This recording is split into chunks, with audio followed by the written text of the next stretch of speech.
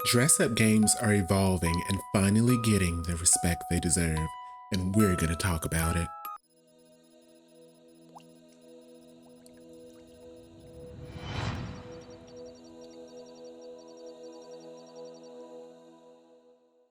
Hi there, sleepyheads. I'm PajamaKen, and welcome to another discussion video. Today we're going to talk about a very fascinating topic, and that is dress-up games. DressUpWho.com. Will you dress up? Now, traditionally, to dress up would be to put on a costume of some sort with the intention of role-playing or simply to just look cool. And that was normally attributed to children. It wasn't until more recently, around the 1990s, that dress-up became a subcategory for video games. But the genre of video games has had a troubling time making it as anything more than something for little girls, and a specific group of little girls at that. There's a reason for this. Dress-up games in the video game world have taken more inspiration from paper dolls as opposed to the fashion dolls that came after them. You see, manufactured paper dolls were meant more as advertisements and to show off famous actresses, or what the culture at the time saw as the ideal woman.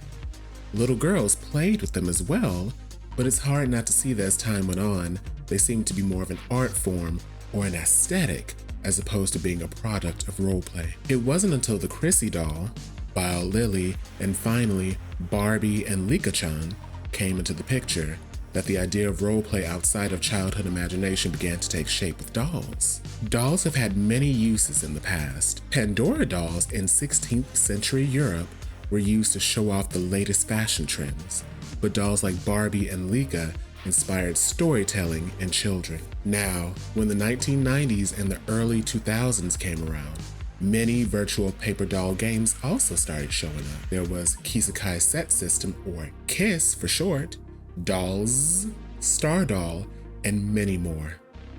But these weren't so much games as opposed to just being what they set out to be, which was paper dolls, but virtual. In other games, dressing up would just be a mini game, and later you would start to see games that allowed you to play out the adventure in what you chose to wear. The most popular game for this type of character customization is probably the Sims franchise.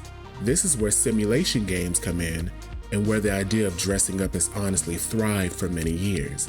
But that started to change around the late 2000s. With the release of games like the Style Savvy series and the Nikki series, these games heavily expanded on the idea of dress up, not only by adding in story with dressing up your character, but making the gameplay revolve around fashion and design. The newest games out now will be Shining Nikki, Life Makeover, and Sweet You.